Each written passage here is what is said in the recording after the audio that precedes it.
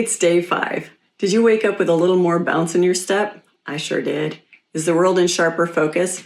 And maybe you feel like your mind is starting to work better than it has in quite a while? You can thank pre-commitment for the extra bandwidth you're getting right now and the boost that comes with it, because 5 days ago, you committed to a month of sobriety. I noticed that when I made a commitment to quit drinking, it made such a difference when I gave it a concrete time frame, whether it's a month, a year, 3 months, 1 day at a time, whatever it is.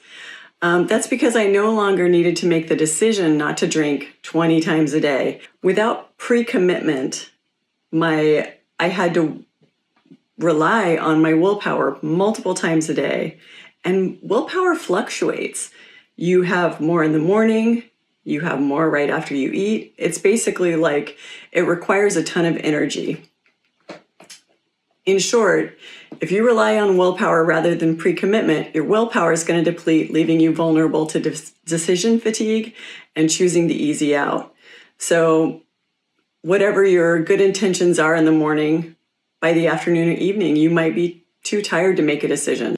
And it gets to everyone. Even judges are more likely to grant parole early in the day or after a break when their cognitive resources are less depleted. With the idea of pre-commitment, what are some things that I like to do to free up more bandwidth, to kind of make a little extra space in my brain? First thing in the morning, I like to remind myself of my commitment. I like to do the dishes before going to bed, even if I'm tired, because then I have an easy morning. I plan my outings, especially if it's like a happy hour or if I'm going to a restaurant with friends. Sometimes I'll even pick out my clothes the night before. I stick to a bedtime routine. Making my bed in the morning, it sets the tone for the day. I walk through my bedroom and I'm like, that looks nice. Committing to attending a regular support group or regular meetings with friends. And then ditch any alcohol left in the house. If you decide you want to drink after a month off, you can buy more or let a friend hold on to it for you.